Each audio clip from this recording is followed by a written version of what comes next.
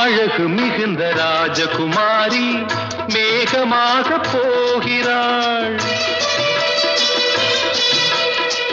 ஜரிகை நெளியும் சேலை கொண்டு மலையை மூட பார்க்கிறாள்.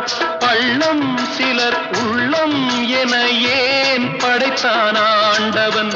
பட்டம் தர தேடுகின்றேன், எங்கே அந்த நாயகன்? மலையின் காட்சி இறைவன் ஆட்சி. செந்தாழம் பூவில் வந்தாடும் தென்றல் என் மீது மோதுதம்மா.